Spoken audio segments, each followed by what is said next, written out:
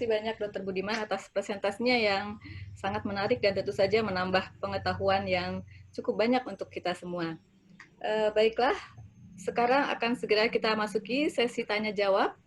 Di kolom chat sudah ada beberapa pertanyaan.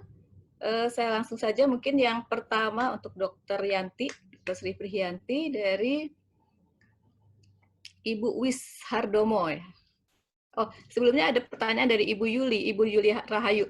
Mohon maaf kalau saya tidak memakai gelar, entah itu dokter atau bukan. Dari Ibu Yuli Rahayu, apakah mengkonsumsi kolagen bisa efektif untuk usia di atas 60 tahun? Bagaimana Dokter Yanti? Silakan. Sudah terdengar pertanyaannya, Mas? Dokter Yanti masih di mute. Masih di mute, Dokter Yanti suaranya. Suaranya, Dok.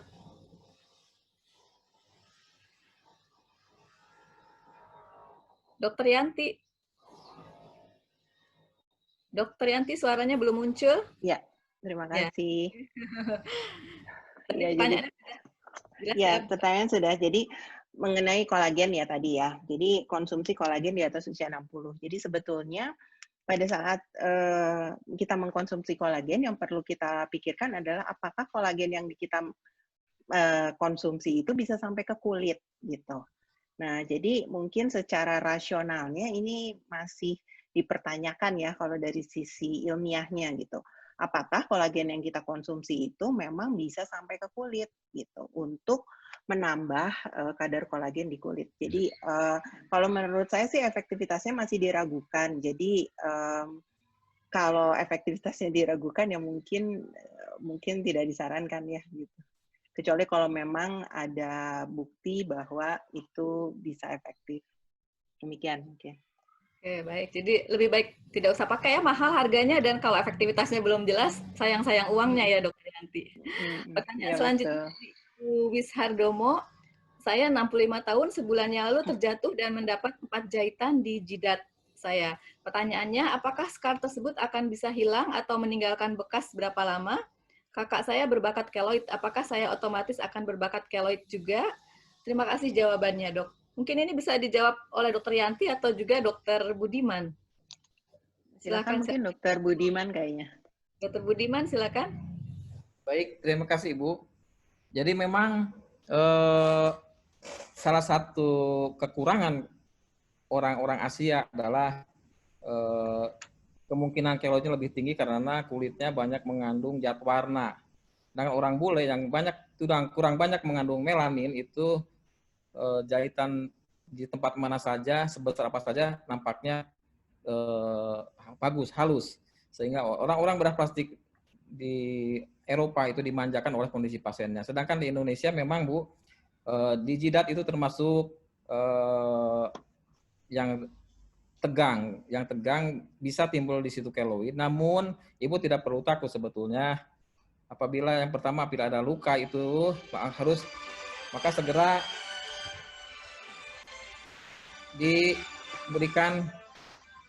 ditangani, artinya dia sudah dijahit, itu sudah bagus ya Bu ya. Yang kedua, kalau jahitannya rapi, itu biasanya jarak antara benang masuk dengan benang keluar itu harus dekat dengan tepi luka, tidak boleh terlalu jauh. Kalau terlalu jauh nanti akan jadi seperti kelabang kalau jadi keloid.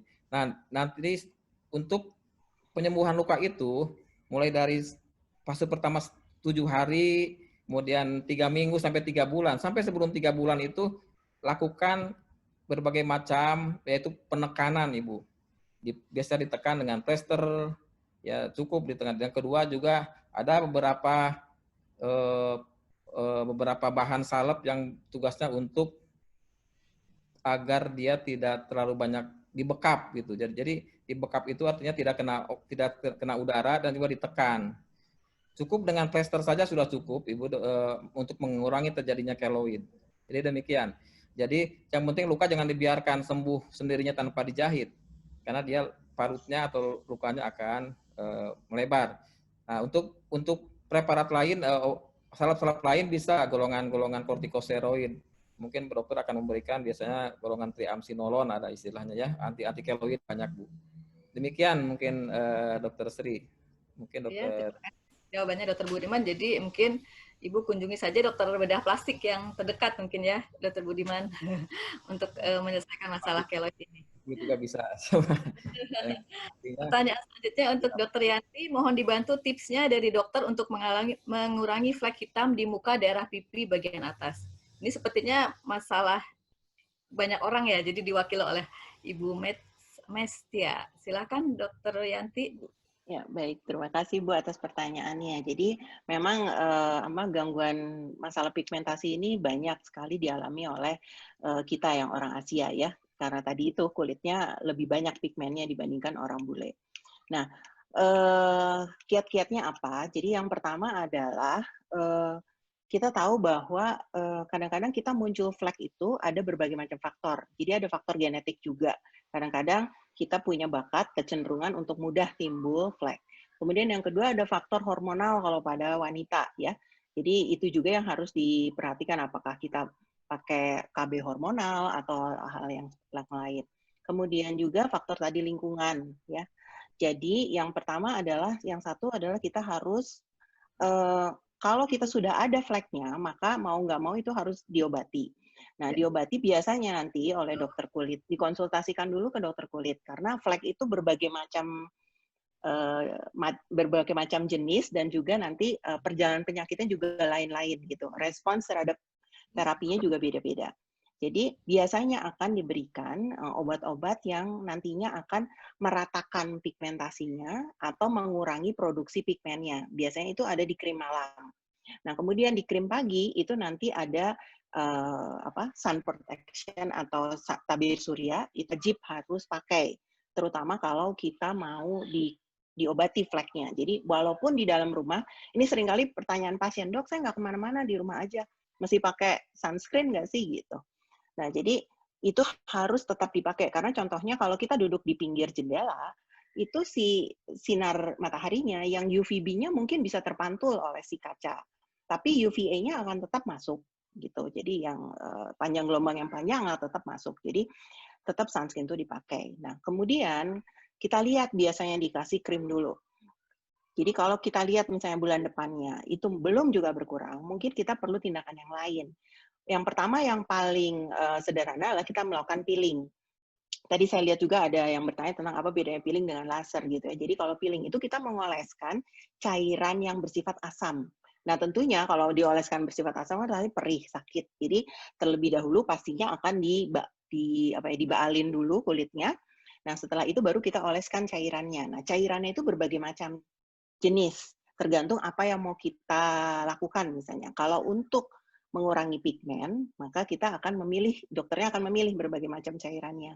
Nah, itu nanti dengan peeling, dia tuh akan bisa mengatasi pigmentasi yang letaknya lebih dalam. Karena kalau dengan krim saja, seringkali kalau pigmentasinya itu sampai ke lapisan tengah kulit, itu nggak cukup hanya dengan krim-krim saja. Karena krim itu hanya paling di lapisan atas saja yang bisa ditangani. Tapi kalau yang lapisan tengah belum bisa.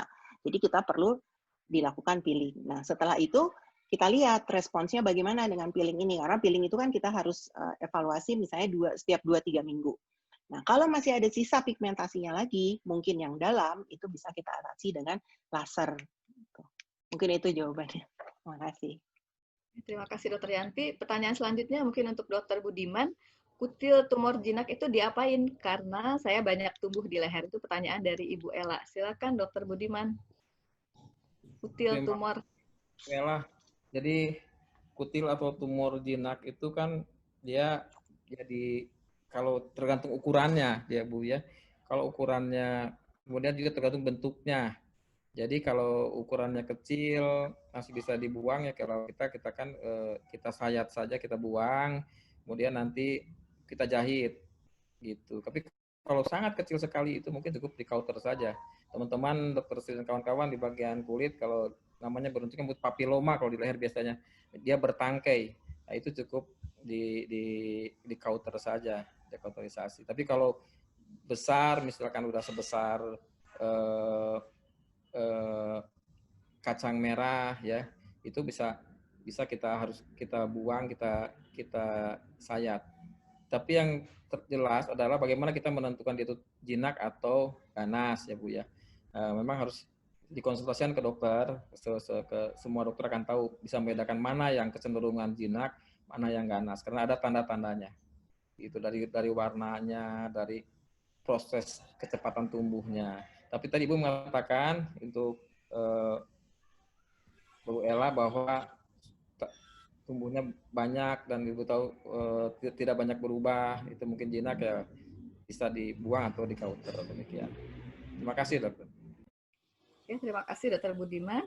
Selanjutnya untuk Dokter Yanti, saya Yulia dari UPI, mohon izin bertanya kepada Dokter Sri, apakah dengan rutin suntik vitamin C bisa membuat kulit menjadi lebih cerah? Ya, jadi terima kasih. Ini pertanyaan yang memang banyak ya ditanyakan gitu. Jadi injeksi vitamin C seperti kita ketahui sebetulnya dia itu bisa bersifat antioksidan ya. Dia bersifat antioksidan. Dan antioksidan kalau dikaitkan dengan pigmentasi sebetulnya efeknya adalah tidak langsung. Seperti tadi saya bilang, kalau kita kena pajanan matahari atau polusi dan lain-lain, itu kan menghasilkan radikal bebas.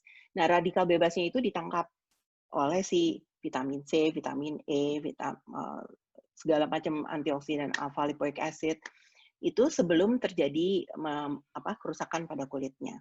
Jadi sebetulnya kalau misalnya kita menggunakannya vitamin C yang dioles, ya, itu mungkin ada efeknya untuk mengurangi pigmentasinya. Tetapi kalau kita menggunakannya injeksi vitamin C yang disuntikan ke dalam pembuluh darah, ya, itu kan efeknya sistemik dan itu ternyata penelitiannya tidak terbukti bahwa itu bisa mencerahkan kulit gitu. Karena gini, kalau kita masuk sudah ke pembuluh darah, berarti kan dia akan diarahkan ke seluruh tubuh. Nah, berapa persen sebenarnya vitamin C yang disuntikan itu kemudian nyangkut di kulit gitu. Jadi hasilnya itu sangat-sangat individual. Ada orang yang bagus, ada yang tidak berubah, ada yang tidak efek sama sekali gitu. Jadi memang untuk saat ini kita tidak lagi menggunakan vitamin C itu yang injeksi sebagai cara untuk mengatasi pigmentasi atau mencerahkan kulit. Mungkin itu. Jadi kalau untuk mencerahkan kulit kita harus tadi perawatan dasar, melindungi kulit dari sinar matahari dan lain sebagainya. Demikian.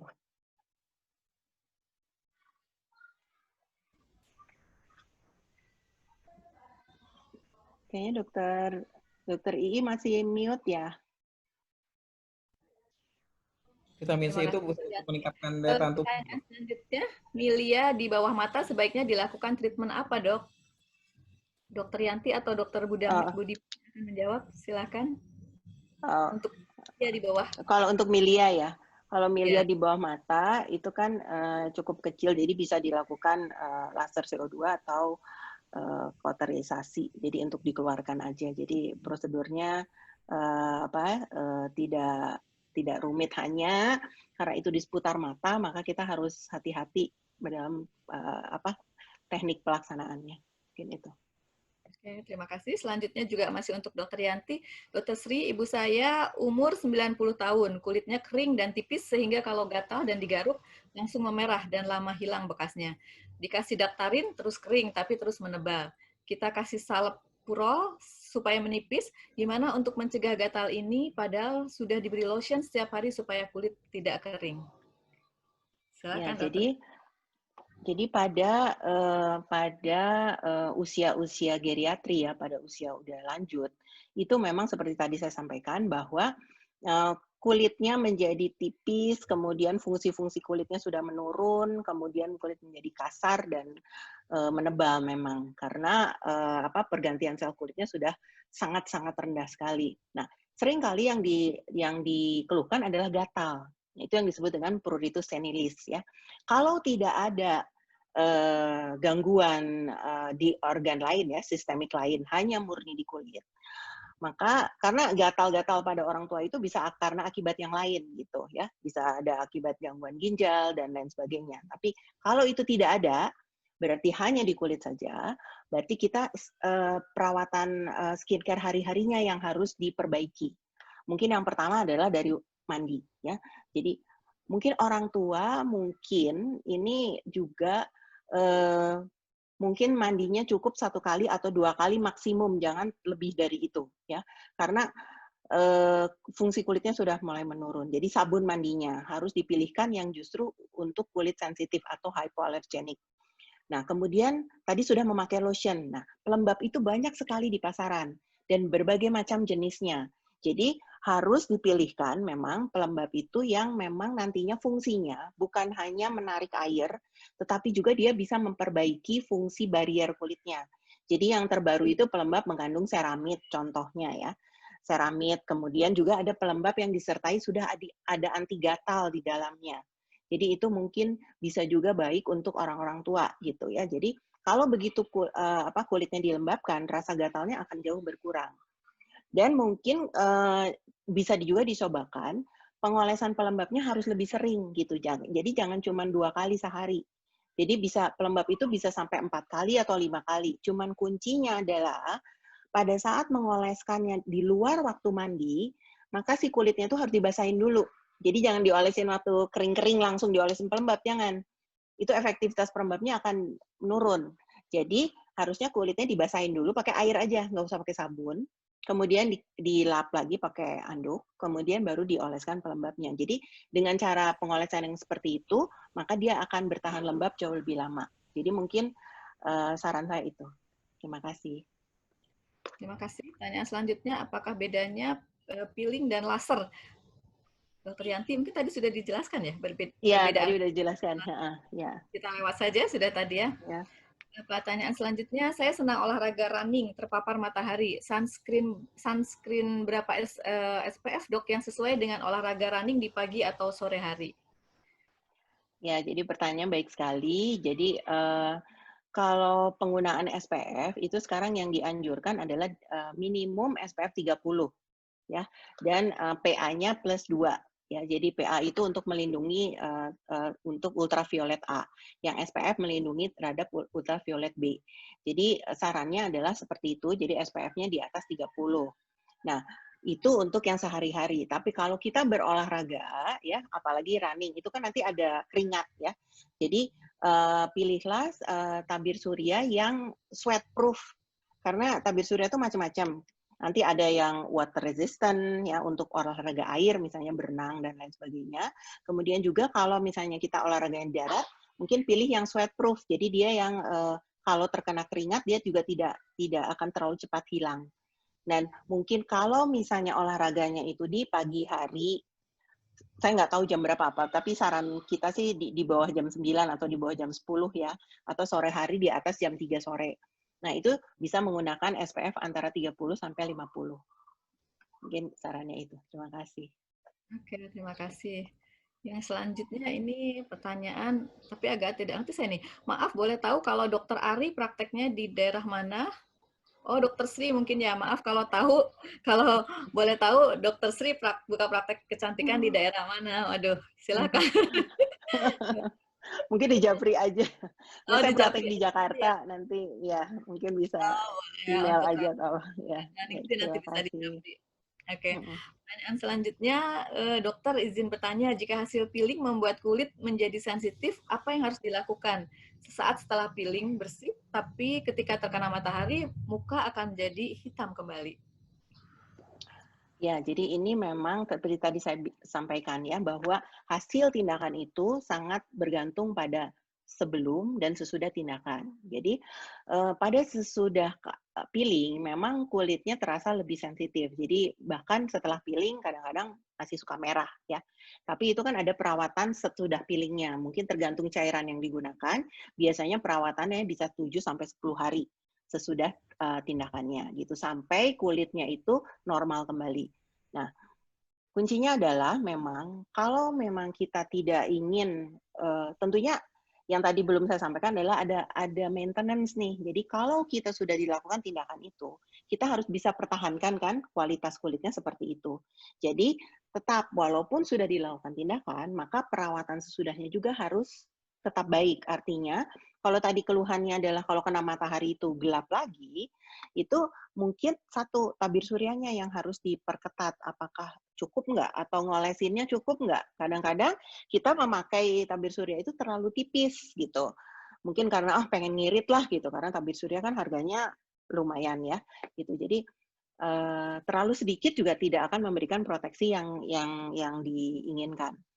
Tapi kalau memang sudah memakai tabir surya, tapi kulitnya masih jadi sensitif, artinya mudah merah, nah itu perlu dikonsultasikan lagi ke dokter kulitnya gitu. Jadi jangan sampai gini, kadang-kadang orang kalau ini dilakukan oleh dokter kulit ya, mungkin kembali lagi dan ditanyakan. Karena gini, kalau kita melakukan peeling, itu kan berarti kita mengoleskan cairan asam tuh di atas permukaan kulitnya. Nah, tapi tujuan kita adalah untuk memperbaiki tekstur dan mengatasi misalnya pigmentasi yang letaknya di bawah. Nah, tapi kalau peelingnya itu dilakukannya mungkin kurang tepat atau siapalah yang melakukan saya tidak tahu. Nah, kadang-kadang barrier kulitnya itu yang jadi rusak. Pernah ada pasien tuh dulu sekali, bukan pasien saya, tapi pernah mengalami begitu. Karena overuse dari krim-krimnya, dia menggunakan sendiri, nggak pernah konsultasi lagi.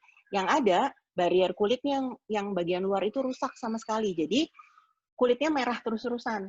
Nah, itu yang harus kita hindari. Jadi, semua tindakan itu sebaiknya dievaluasi dengan betul gitu. Apakah tepat dengan kondisi yang indikasi atau kondisi kulit kita.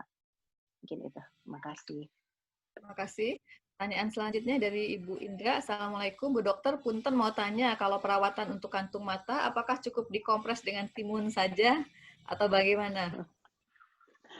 Mungkin ini nanti mungkin dari kami sih, kalau dari dokter kulit itu sebetulnya kan ada berbagai macam krim mata ya.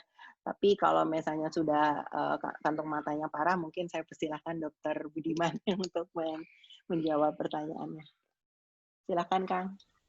Terima kasih Dr. Sri dan tadi Ibu nanya.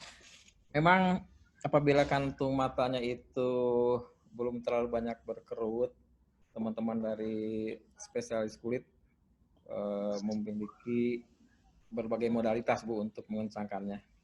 Namun apabila dia berkerut oleh karena ototnya yang sudah sangat kendor, maka otot harus dikencangkan. Yang kedua, lemaknya di situ sudah terlalu banyak, mungkin lemaknya harus sebagian dikurangi, bukan dibuang. Yang sering salah kaprah adalah setiap kantung mata ada lakukan, ada kekendoran otot, malah diinjeksi dengan filler, otomatis malah makin menggelantung. Demikian. Untungnya filler itu sebagian besar bisa diserap sehingga tidak terlalu berbahaya dibanding kalau disuntik silikon cair. Jadi seperti sampaikan Dokter Sri, Bu, dilihat seberapa parah kantung mata itu. Demikian dari kami. Kalau dia terlalu parah memang harus ditarik ototnya, misalkan kalau berkelandung dibuang lemaknya sebagian, kemudian dibuang sebagian kulitnya. Tentu saja sayatannya harus tersembunyi, yaitu di antara akar-akar bulu mata, di antara bulu mata itu sehingga dia tidak tampak. Ada juga yang membuat sayatan itu di dalam ini apa namanya di dalam kelopak. Tapi itu hanya khusus untuk yang kelebihan lemak saja. Jadi demikian. Mungkin demikian Bu, semoga bisa dipahami. Oke, terima kasih Dr. Budiman. Pertanyaan berikutnya, siang Dok, pertanyaan saya, apakah kulit yang hitam-hitam dan kendur yang efektif dan hasilnya baik dengan tindakan apa? Dokter Yanti hampir Untuk sama saya ya?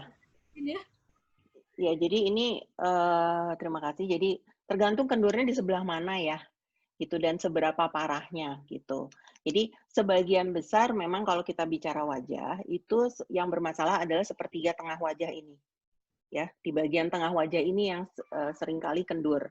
Nah, kendur itu harus dianalisis kenapa, harus dicari apakah si kolagennya atau bagian tengah kulitnya itu yang sudah hilang sama sekali, ya. Jadi itu kalau itu bisa diisi dengan filler, ya, diisi lagi sehingga kulitnya tampak lebih kencang. Atau memang kulitnya udah sagging sama sekali ke bawah, ya. Jadi kalau memang sudah yang lebih dalam lagi yang bermasalah, maka itu kita harus kita punya alat sebenarnya berbagai macam laser yang bisa, kalau sekarang kayaknya di masyarakat dibilang apa sih yang kayak disetrika itu ya katanya. wajahnya disetrika atau apa itu namanya ulterapi. Nah, itu bisa mengangkat, jadi dikencangkan, tapi itu permasalahannya adalah di bagian yang bawah, di bagian dalam gitu. Jadi kita harus lihat dulu bagian wajah yang mana yang menggelantung. Jadi yang sagging ke bawah atau double chin. Itu juga bisa, ya kan? Kalau misalnya belum parah, mungkin kita bisa lakukan misalnya suntikan yang bisa menghancurkan lemak, ya. Tapi sampai tahapan tertentu saja gitu. Kalau misalnya ini udah turun sekali dan kualitas kulitnya itu memang sudah tidak bisa diperbaiki dengan itu ya, makanya itu ranahnya Dokter Budiman nanti gitu ya untuk tadi sudah disampaikan oleh beliau tindakan yang sifatnya bedah plastik. Mungkin silakan Kang Budiman kalau mau menambahkan. Ya, terima kasih Ibu. Tadi untuk kulit yang kendor tadi sudah jelas sekali disampaikan oleh Dr. Sri. Memang kalau kulitnya kendornya itu sudah berlebihan, kemudian juga kadang-kadang kulit yang kendor itu disertai dengan ototnya yang melemah. Maka memang mau tidak mau ototnya harus dikencangkan, kemudian kulitnya juga ditarik. Jadi yang ditarik ototnya sehingga kulitnya itu ikut tertarik. Karena kalau bebannya hanya pada kulitnya saja, tarikannya maka akan cepat kendor lagi. Jadi demikian kita lihat apakah ototnya sudah kendor juga gitu atau hanya sekedar kulitnya saja. Jadi memang di dagu, di pipi, di lain-lain kalau sudah biasanya usianya Bu, kalau usianya di atas 50 memang lebih efektif dan juga lebih efisien dengan tindakan operasi karena tidak harus berulang-ulang. Kalau dari efisiensi kan tidak harus berulang-ulang. Kalau efektif memang dia langsung sasarannya dapat. Demikian dari pendapat kami, Bu. Tapi kalau umurnya misalkan masih muda, kadang-kadang kita cukup bisa dengan minimal invasif pasang thread lip masih bisa. Biasanya yang di bawah 40 kita masih bisa thread lip. Tapi kalau di atas 50 memang sudah tidak terlalu efektif untuk dipaksakan menggunakan thread lip. Demikian. Dan tergantung juga masing-masing orang tersebut bakatnya. Bakat ototnya karena ototnya yang kencang, tadi sampaikan kolagennya, kulit dan lain-lain. Memang sangat individual sehingga perlu penilaian oleh seorang dokter. Karena kedokteran itu adalah suatu seni, Bu. Seni. Tidak bisa dipukul rata ya dokter ya, demikian. Terima kasih Dr. Budiman, Dr. Yanti. Pertanyaan selanjutnya, mohon izin Dr. Budiman, apakah fat transfer baik untuk augmentasi di wajah, payudara, dan atau bokong? Baik, terima kasih pertanyaan sangat bagus. Jadi begini, memang fat transfer itu bisa sedikit menggantikan filler ya. Fat transfer apabila ditanamkan dengan benar, artinya dia betul-betul ditanamkan dalam bentuk saluran yang kecil-kecil, maka dia tidak akan diserap. Dan biasanya fat transfer jumlahnya ditanamkan itu jangan sampai membentuk rongga. Kalau ditanamkan lemak langsung dalam bentuk masukin ke dalam suatu ruang kosong seperti rongga, maka otomatis dia akan diserap. Dia itu harus ditanamkan seperti kita menanamkan saluran-saluran kecil sehingga dia tidak diserap. Untuk payudara sebetulnya tidak terlalu efektif karena jumlah yang sangat besar itu mau ditaruh di mana. Kalau kita ditaruh di otot juga tidak banyak ototnya, kemudian juga ditaruh di kulit juga tidak banyak. Untuk payudara sih kalau menurut saya sampai saat ini oleh teman-teman memang masih efektif dan efisien dengan implan ya. Gitu. Untuk di wajah juga terutama untuk lekukan-lekukan biasanya di sini nih di pelipis, kemudian juga di pipi itu masih bisa dijidat karena banyak sekali ibu-ibu yang ingin jidatnya jenong karena kalau jidat di sini ada lekukan di alis maka disebut jidat laki-laki, dia dibikin jenong sehingga rata betul. Itu masih efektif dengan fat transfer, dan fat transfer memang diambil dari tubuh sendiri, kemudian juga diproses, disentrifuge dengan diputar dengan kecepatan tertentu selama periode tertentu, kadang-kadang ditambahkan dengan zat-zat lain. bisa dengan PRP, yang sama-sama teman-teman dari dokter kulit juga mengerjakan PRP itu digabung dengan fat transfer, katanya lebih bagus untuk daya tahannya gitu. Jadi kalau untuk payudara, untuk bokong tidak efektif. Bahkan kalau sebagian diserap, sebagian tidak, jadi berbenjol-benjol payudaranya. Sulit untuk memperbaikinya. Juga di bokong, di bokong gitu demikian. Jadi sampai hampir mirip-mirip dengan penyuntikan silikon cair juga, pada akhirnya kalau ditarik diserap sebagian tidak. Yang lebih bahaya adalah penyuntikan silikon cair. Kalau dia masuk ke dalam pembuluh darah, sering orang menyebabkan kematian karena menyumbat pembuluh darah yang dibawa ke jantung, ke paru-paru dan lain-lain. Nah itu karena yang jelas menyuntikan fat transfer itu bukan dengan jarum yang tajam. Sama juga filler juga disuntikan bukan dengan jarum yang tajam, tapi dengan kanul yang tumpul sehingga tidak akan masuk ke dalam pembuluh darah. Demikian mungkin penjelasan kami. Terima kasih, dokter. Terima kasih, Dokter Budiman. Pertanyaan selanjutnya, siang dok, mau tanya, saya ada pasien di filler bawah mata sudah 3 tahun. 3 tahun yang lalu, tapi masih kelihatan. Padahal katanya fillernya HA. Apakah harus operasi untuk menghilangkan filler tersebut, dok, agar bisa pakai pengencer HA? Terima kasih, dok. Ini kepada dokter Budiman atau dokter Yanti ya pertanyaannya? Silakan. Jadi sebetulnya maksudnya kelihatan tuh gimana saya kurang jelas. Tapi kalau memang itu kurang baik hasilnya, mungkin bisa dikoreksi dengan hyaluronidase. Jadi dengan menyuntikan itu, kemudian fillernya bisa di breakdown gitu. Kalau memang hasilnya kurang bagus gitu. Mungkin dari saya itu. Mungkin silakan Dokter Budiman bila ada tambahan. Sama dengan Dokter Sri ya. Jadi filler itu memang ada yang makromolekul, ada yang mikromolekul. Yang makromolekul itu biasanya disuntikannya lebih dalam. Dia diserapnya agak lama. Sedangkan yang mikromolekul itu dia disuntikannya lebih superficial, lebih cepat ya diserapnya itu. Nah, pada kasus yang ini kita tidak tahu sama-sama asam hyaluronat, tapi mungkin yang mana begitu. Kadang-kadang seperti ini untuk ibu-ibu sekalian, jadi berputar lagi. Kita tidak bisa menjamin bahwa apakah filler yang ada itu juga betul-betul yang sesuai dengan standar ya kadang-kadang. Begini, banyak ibu-ibu ketika disuntik dengan filler merasa wah ini capek, tidak efektif dan juga tidak efisien. Dia minta dokter bisa ada nggak filler yang diserapnya lebih lama. Kemudian tanya lagi, ada nggak filler yang permanen?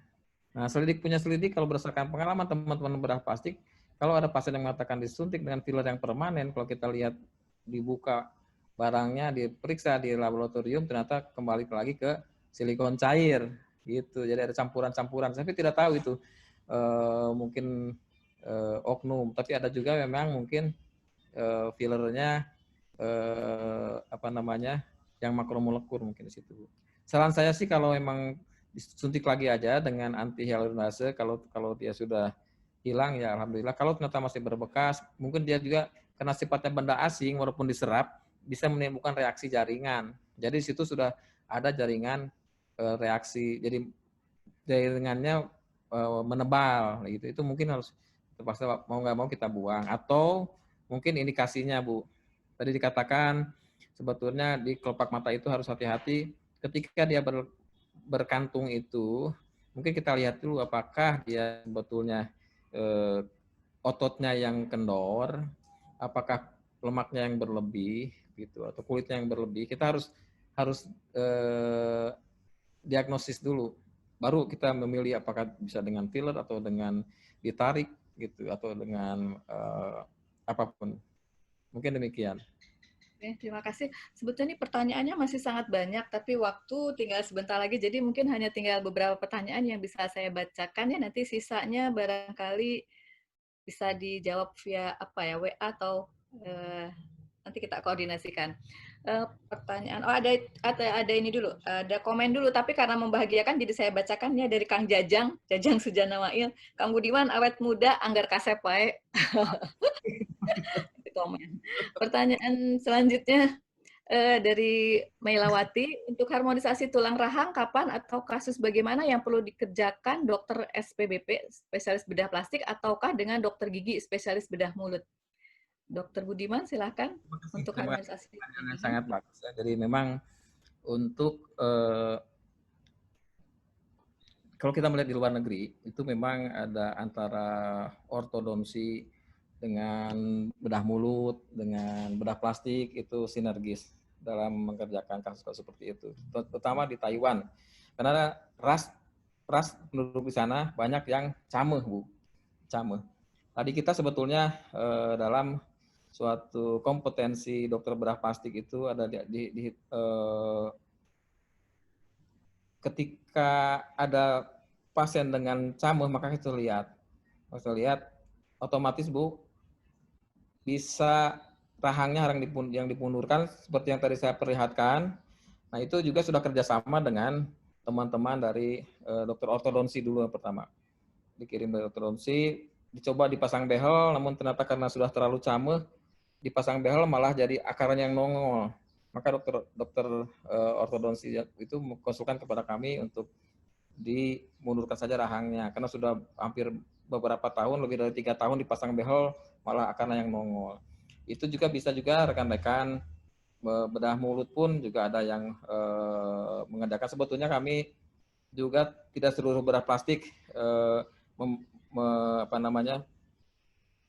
meminati bidang tersebut. Kami ada 6 bidang. Dokter bedah plastik bisa memilih minimal 2 di antara itu, yaitu yang bedah mulut itu untuk operasi memotong rahang itu untuk yang membidangi kraniofasial. Tapi sebetulnya kami semua sudah ada dasar-dasar, ketika alatnya ada, orangnya punya bakat, memperhitungkan pertimbangan risiko dan lain-lain, insya Allah tidak harus pergi ke luar negeri. Artinya kita bisa dikerjakan di sini dengan aman, efektif, dan efisien. Demikian. Ya, terima kasih Dr. Budiman. Karena waktu tinggal 4 menit lagi, mungkin satu pertanyaan terakhir. Nanti sisanya yang belum bisa terjawab, boleh disampaikan melalui WA pendaftaran, nanti akan dijawab oleh narasumber kita pada siang hari ini. Jadi yang belum terjawab pertanyaannya nanti bisa dikirimkan ke nomor WA pendaftaran yang sudah pernah didapat sebelumnya. Untuk pertanyaan terakhir, 1, jika disuruh memilih mana yang lebih tepat, ke klinik kecantikan atau ke dokter kulit? Silahkan Dokter Yanti untuk pertanyaan terakhir. Wah, ini jawabannya gampang.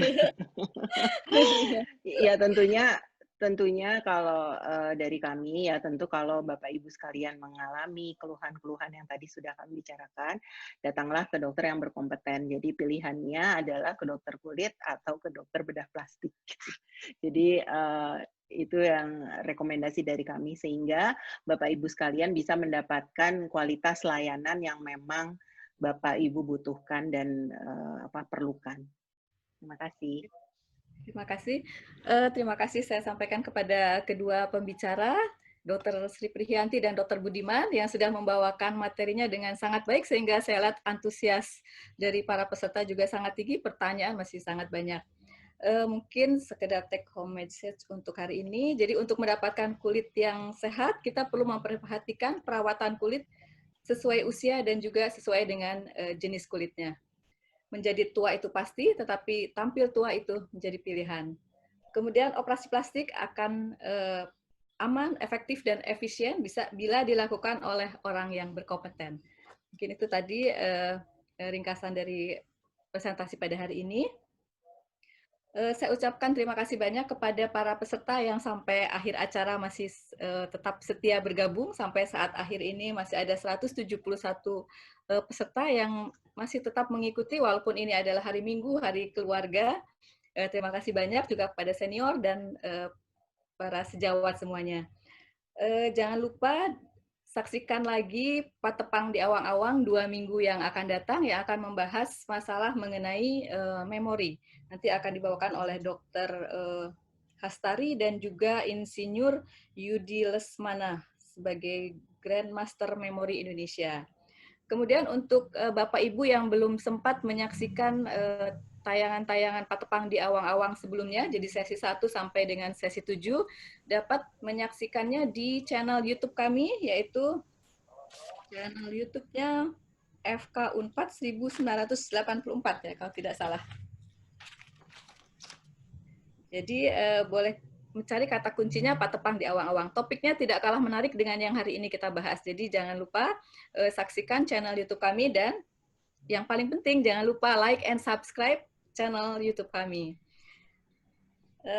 Sebelum ditutup, kami atas nama panitia mohon maaf sebesar-besarnya atas segala kekurangan. Mohon maaf juga bila tadi ada beberapa kendala teknis yang terjadi. Insya Allah kami akan selalu mengadakan perbaikan untuk masa yang akan datang. Sebelum ditutup, host, apakah kita akan ada acara foto bersama atau tidak? Boleh. Foto bersama ya. Mohon dinyalakan itunya. Ya, silakan peserta semua mohon dinyalakan videonya. Kita akan foto bersama. Enggak, silakan. Bentar ya. Kang Izal ya yang akan foto. Ya, saya ambil. Ya. Saya ambil. Saya juga nyalain dulu. Kode ya, 1, 2, 3. Ya. Saya kasih kode. Bentar. Mulai ya. 1, 2, 3. Sekali lagi. Kang Sam nuhun. Kita ulang lagi. Bukan ulangi. Ada 9 halaman ini. 1, 2. Sekali lagi nanti yang udah nggak ada gambarnya nggak usah di ini. Sekali lagi. 1, 2. Ya, terakhir. Mangga nuhun. Udah. Ya, terima kasih. Terima kasih para pembicara, peserta semuanya. Sampai jumpa 2